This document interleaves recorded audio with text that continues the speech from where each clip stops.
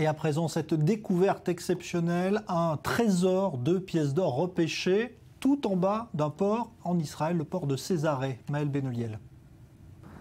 Comme dans les rêves d'enfants, il y a quelques jours, des plongeurs amateurs israéliens ont fait une extraordinaire découverte. En pleine session de plongée dans les fonds marins du port antique de Césarée, ils sont tombés par hasard sur un trésor. Plus de 2000 pièces d'or vieilles d'un millénaire. Une découverte qui constitue le plus grand nombre de pièces d'or jamais mises à jour. On était 6 amis plongeurs à vouloir profiter de la mer avant le début d'une nouvelle tempête annoncée. On voulait faire une session de plongée rapide. Après 10-15 minutes dans l'eau, Svika m'a fait signe de me rapprocher de lui. Et les autres observaient les poissons qui étaient là.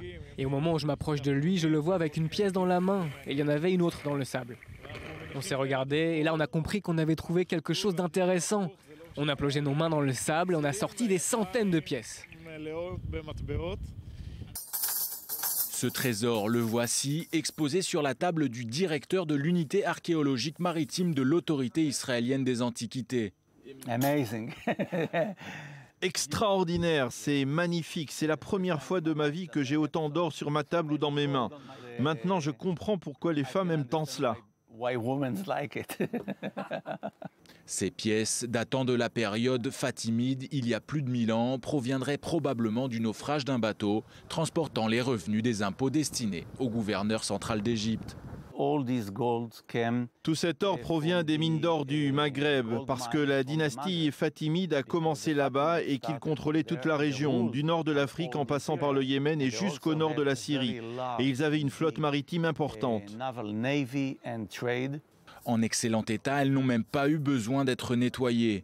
Certaines portent même des traces de morsures montrant que leurs propriétaires ont éprouvé leur qualité avec leurs dents.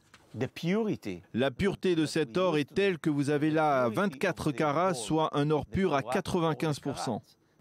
Cette découverte a été rendue possible grâce au mouvement de fonds marins cet hiver lors des tempêtes.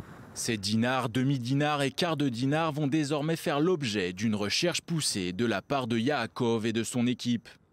L'archéologue des mers se félicite du comportement de la bande de copains plongeurs, des citoyens modèles selon lui.